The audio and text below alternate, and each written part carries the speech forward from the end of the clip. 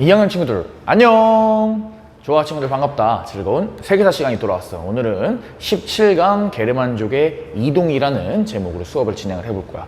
너희들이 지난 시간까지는 중국사를 쭉 배우고 일본사까지 배웠지. 그러니까 동양사를 배웠던 거야. 그리고 다시 이제 예전에 배웠던 서양사로 돌아와서 게르만족의 이동이라는 주제로 공부를 해볼 예정이다. 그런데 궁금해하는 친구들도 있을 거야. 아니 선생님 왜 자꾸 서양, 동양, 서양, 동양 왔다 갔다 하는 거예요? 그냥 서양 쭉 배우고 동양 쭉 배우면 안 돼요? 왜 굳이 로마 한 다음에 끊고 다시 중국 갔다가 게르만족의 이동으로 돌아온 거예요? 라고 궁금해하는 친구들이 있을 수 있을 거야. 맞아. 그 이유를 지금부터 선생님이 설명을 해줄게. 우리가 역사를 구분을 할때 한 번에 통째로 배우면 조금 어렵잖아. 그러다 보니까 사람들이 역사를 구분을 할 때 역사가 먼 정도에 따라서, 그리고 어떤 그런 시대의 특성에 따라서 크게 고대, 중세, 근대로 일반적으로 역사를 나누어서 설명하는 경우가 많아. 그런데 우리가 여태까지 배웠던 내용 중에 고대 그리스, 그리고 헬레니즘, 그리고 고대 로마 같은 경우가 딱 서양의 고대 역사에 보통 해당한다고 설명을 많이 한다. 그러니까 하나의 챕터가 끝나는 거야. 그리고 그 챕터 끝나는 기준이 지난 시간에 했던 서로마 제국의 멸망이었다. 서로마 제국이 멸망하면서 서양의 역사에서는 고대가 끝나고 이제 중세로 넘어간다고 이야기를 많이 한다. 그러니까 하나의 챕터가 끝나기 때문에 그 이전 시대에 대해서 이제는 서양이 아니라 동양에 대해서 공부를 해왔고, 이제 동양에 대해서도 공부를 했기 때문에 우리는 다시 한번 서양으로 돌아와서 이제는 고대 다음 시대에 대해서 공부를 해보는 것이야.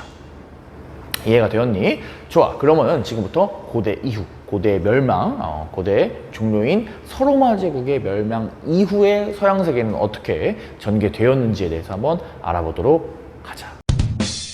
사실 우리가 서로마 제국의 멸망에 대해서는 이전에 로마에 대해서 배울 때 살펴보았어. 로마에 대해서 공부할 때 프린트 8번, 학습지 8번에 보면은 이런 부분들이 있었지. 여기서 로마가 왜 멸망했다고 돼 있니? 그래, 게르만족의 침입으로 서로마 제국이 멸망했다는 것을 배웠어. 오늘은 그 게르만족에 집중해서 공부를 해볼 거야.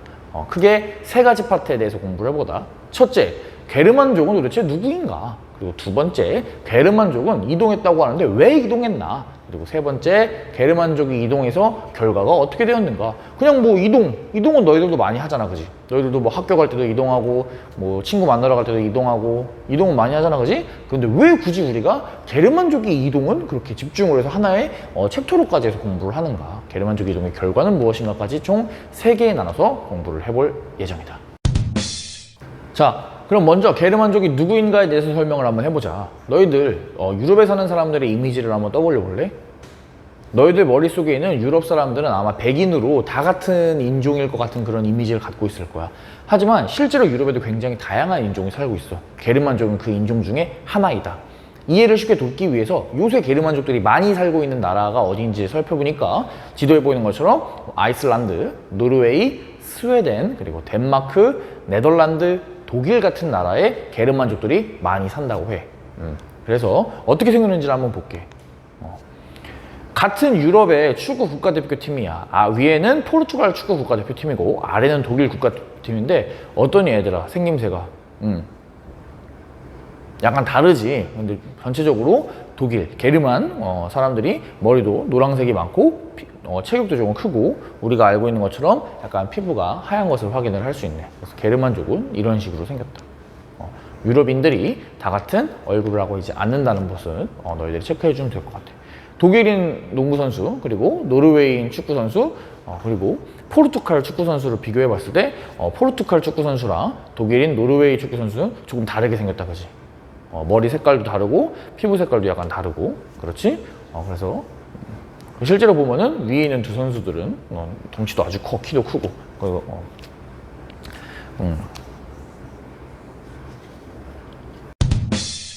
그래서 지금의 북쪽 유럽에 살고 있는 사람들이 게르만족이다. 근데 이 게르만족은 유럽의 여러 가지 인종 중에 하나였다 정도 체크를 해주면 될 것 같다.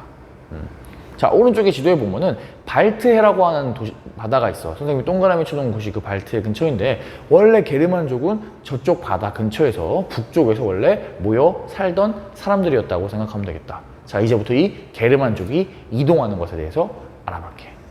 게르만족의 이동에 대해서 본격적으로 설명을 해볼게. 원래 게르만은 발트해 주변에서 농사를 짓고 살았던 사람들이야. 하지만 게르만족의 인구가 증가하면서 사람들이 많아지니까 토지가 부족해지고 토지가 부족해지니까 농사짓기 위한 땅을 찾으려고 여행을 시작하게 된 거다. 그래서 몇몇의 게르만 사람들은 남쪽으로 내려오게 돼. 당시에 게르만인들이 살던 지역의 남쪽에 있던 나라는 바로 로마 제국이다.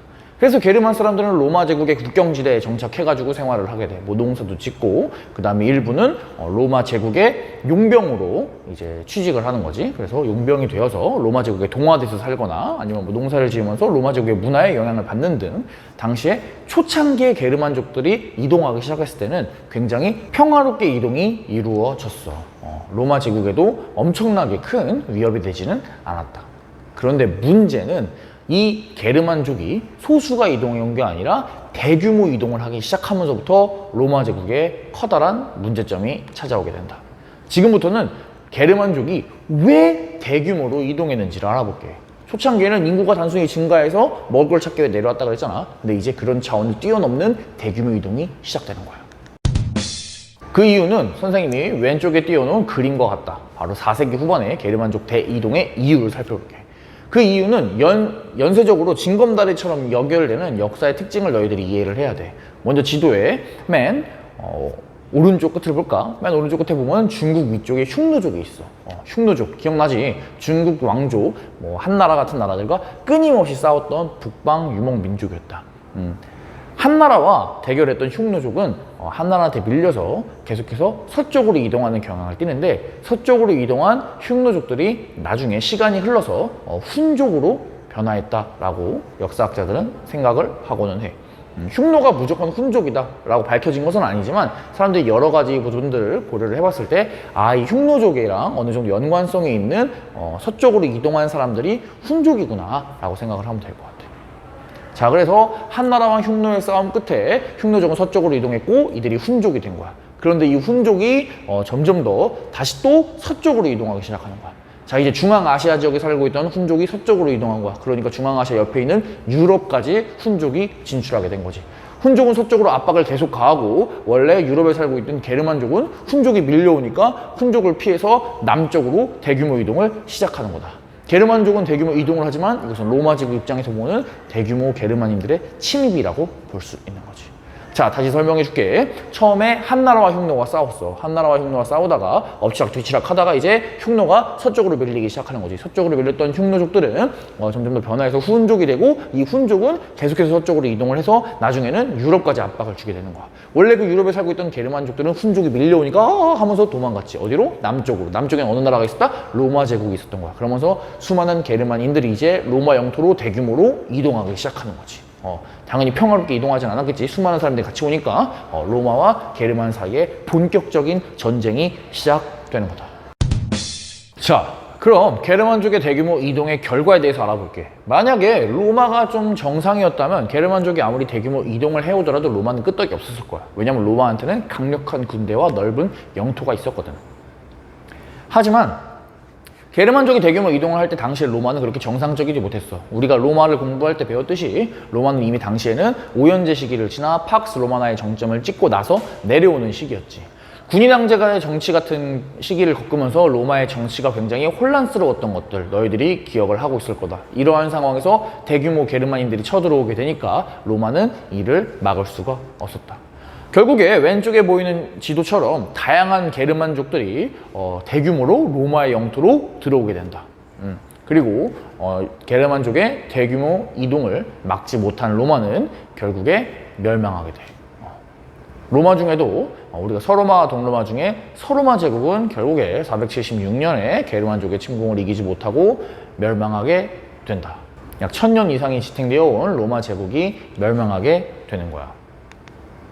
자, 두 번째, 로마 제국으로 들어왔던 게르만인들은 그럼 로마 제국을 멸망시키고 가만히 있었을까? 아니겠지. 게르만족들이 이동하게 된 거는 새로운 터전을 찾기 위해서 이동을 했던 거야. 그러다 보니까 이 사람들은 이동을 해와서 그곳에 자기들의 왕국을 세운다. 우리는 이러한 게르만인들이 세운 왕국을 게르만 왕국이라고 불러. 그래서 당시 서로마 제국의 땅에는 굉장히 다양한 게르만족들의 왕국이 세워지게 된다. 뭐 서고트 왕국, 동고트 왕국, 뭐 반달 왕국, 프랑크 왕국, 그런 여러 개의 게르만족들이 세웠던 게르만 왕국들이 존재하게 되는 거지.